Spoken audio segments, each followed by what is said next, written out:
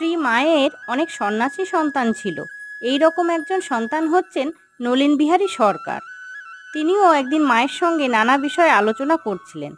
কথা প্রসঙ্গে ধ্যান জপের কথা উঠতেই মা বললেন, ধ্যান জপের একটি নিয়মিত সময় রাখা খুব দরকার, কারণ কখন যে ক্ষণ বয় বলা যায় না।